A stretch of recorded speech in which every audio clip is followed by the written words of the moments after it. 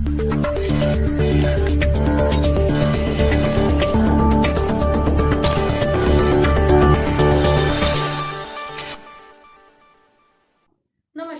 मैं अग्रिमा जादव स्वागत करती हूँ आप सभी का न्यूज मीडिया 47 देश दुनिया की खबर में। जैसा कि आप सभी को मालूम होगा कि इस वक्त भारत और चीन के बीच सीमा विवाद देखने को मिल रहा है, जिसके चलते हमारे 20 जवान शहीद हो चुके हैं।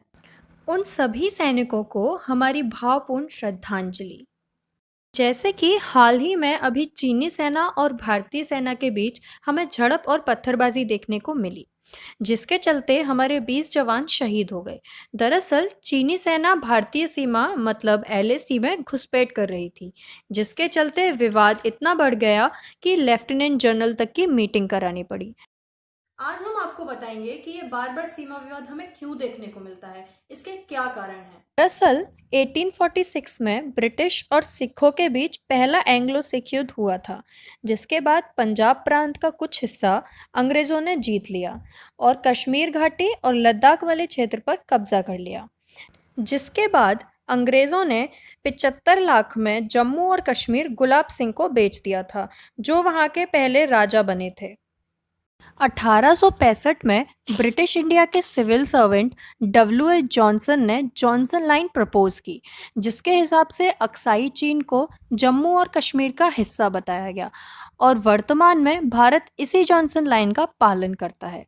उस समय अक्साई चीन की सीमाएं शिनजियांग प्रांत से लगती थीं, जो कि चीन से स्वतंत्र हुआ करता था, लेकिन 1878 में चीन ने शिनजियांग प्रांत पर कब्जा कर लिया था, जिसके चलते उनकी दिलचस्पी अक्साई चीन में भी बढ़ने लगी। 1899 में ब्रिटिश काउंसिल जॉर्ज मैकर्टनी ने एक लाइन का प्रस्ताव दिया। इस प्रस्ताव को चीन तक क्लॉड मैकडॉनल्ड ने पहुंचाया, जिसके चलते इस लाइन का नाम मैकर्टनी मैकडॉनल्ड लाइन पड़ गया था। इस लाइन के तहत अक्साई चीन का कुछ भाग चीन का बताया गया और कुछ भाग भारत का बताया गया, जिसको चाइना ने 1959 में अपनाया। इस प्रस्ताव को इतनी देर से अपनाने के पीछे की वजह चीन का तिब्बत पर कब्जा करने की सोच थी, लेकिन जब चीन ने तिब्बत पर कब्जा करने की सोची तो उसे कहीं ना कहीं डर था कि उसे विरोध का सामना करना पड़ेगा। भारत भी नहीं चाहता था कि चीन तिब्बत पर कब्जा करे, इसलिए चीन ने पश्चिमी तिब्बत पर अपनी पहुंच बढ़ाने के लिए, अपनी स्थिति को मजबूत करने के लिए 1991 में शिनजियांग से तिब्बत को जोड़ने के लिए एक सड़क निर्माण कराना शुरू कर दिया, जो कि अक्साई चीन क्षेत्र से होकर जाती थी। सड़क का नाम था शिनजियांग तिब्बत रोड। जब 1961 में सड़क बनकर तैयार हो गई, तब भारत को इस सड़क के बारे में पता चला, जिससे विवाद बढ़ने लगे और जिसके परिणाम स्वरूप 1962 में भारत चीन युद्ध हुआ था, जिसमें चीनी सेना ज्यादा शक्तिशाली साबित हुई और लद्दाख क्षेत्र में चीन ने अपनी पश्चिमी सीमा का विस्तार कर अक्साई चीन पर अपना पूर्ण नियंत्रण कर लिया और युद्ध के बाद दोनों देशों की सेनाएं जिस जगह तैनात थीं उसे line of actual control LAC मान लिया गया। लेकिन पहाड़ों की तीखी ढलानों के चलते और तालाबों के कारण लद्दाख क्षेत्र में सही से बॉर्डर मार्किंग नहीं हो पाई, इसलिए समय समय पर यहाँ पर दोनों देशों के बीच सीमा विवाद देखने को मिलता है। दरअसल line of actual control LAC Bharat के कई राज्यों से होकर गुजरती है, लद्दाख, हिमाचल, उत्तराखंड, सिक्किम, अरुणाचल प्रदेश। लेकिन सबसे ज़्यादा विवाद लद्दाख घाटी, पैंगोंग लेक और गलवान घाटी में देखने को मिलता है और हाल ही में यहीं पर फिर से भारतीय और चीनी सेना के बीच झड़प देखने को मिली। गलवान घाटी जो भारत में स्थित है, जिसे चीन अपना क्षेत्र बताता है, और पैंगोंग लेक पर LAC अभी तक स्थापित नहीं हो पाई है। बता दें कि इस वक्त पैंगोंग लेक पर LAC की क्या स्थिति है। दरअसल यहाँ पर LAC जो है वो लेक से ऊपर होकर जाती है, इसलिए इसकी मेकिंग सही तरीके से नहीं हो पाई है। यहाँ पर दोनों देश LAC को लेकर अपना अपना दावा पेश करते हैं। यहाँ पर देखिए, जो तीखे तीखे पहाड़ देखने को मिल रहे हैं, इन्हें फिंगर्स कहा जाता है। तो देखिए, जो पहला पहाड़ यहाँ है इसे बोला जाता है फिंगर 1 और दूसरा जो पहाड़ है इसे हम कहते हैं फिंगर 2।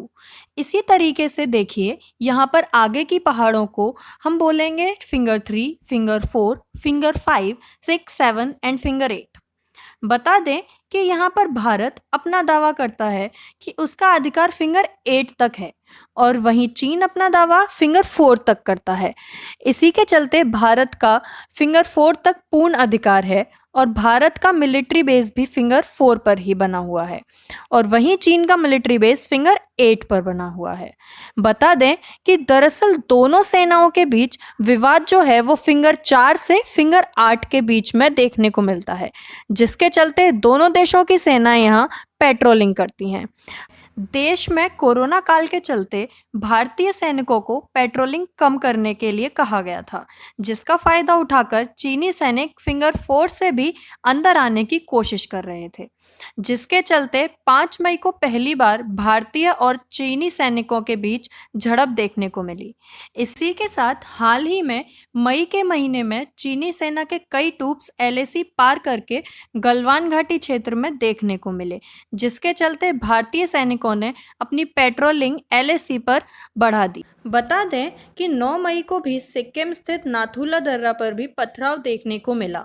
इसी के साथ साथ डैम चौक के पास गोंगरा पोस्ट, दौलत बेग ओल्डी में भी घुसपैठ की जानकारी जो है वो मिली है। इसलिए विवाद इतना बढ़ गया कि मिलिट्री लेवल की बैठक करानी पड़ी। ये मीटिंग हाल ही में 6 जून को मोल्डो में कराई गई, जिसके बाद दोनों पक्ष तनाव को दूर करने के लिए काम कर रहे हैं। आगे बता दें कि चीन बार बार ऐसे घुसपैठ क्यों करता है। तो दरअसल भारत एलएसी के पास काफी सैन्य निर्माण जैसे सड़क बनाना कर रहा है, जिसमें भारत दौलत बेग ओल्डी को डरबुक से जोड़ने के लिए एलएसी के पास डरबुक श्योक दौलत बेग ओल्डी रोड का निर्माण कर रहा है, जो कि भारत की कारकोरम दर्रा पर पहुंच को बढ़ा देगी। दरअसल चीन नहीं चाहता कि भारत ये रोड का निर्माण करे, क्योंकि इससे भारत की एलएसी के पास स्थिति मजबूत होगी। बता दें कि दौलत बेग ओल्डी, जिसका जिक्र बार बार हम कर रहे हैं, दरअसल ये विश्व की सबसे ऊंचाई पर स्थित एक हवाई पट्टी है जो भारतीय एरिया में आती है, जिसका निर्माण 1962 में हुआ था, लेकिन ये 1965 से 2008 तक इनएक्टिव रही थी। ये हवाई पट्टी सियाचिन ग्लेशियर और एलएसी से बहुत ज़्यादा पास में है। यहाँ से भारत, चाइना और पाकिस्तान की गतिविधियों पर नज़र रख सकता है। इसलिए भारत इसे लेह से जोड़ने के लिए एक रोड का निर्माण कर रहा है, डरबुक श्योक दौलत बेग ओल्डी रोड, जिसके बारे में हमने अभी आपको बताया। इसी के साथ आज की रिपोर्ट में इतना ही। आशा करती हूँ आपको मेरी ये रिपोर्ट जरूर पसंद आई होगी। इसी तरीके की और जानकारी के लिए जुड़े रहिए हमारे साथ न्यूज मीडिया 47 देश दुनिया की खबर में। अपने सजेशंस कमेंट बॉक्स में डालना ना भूलें। नमस्कार।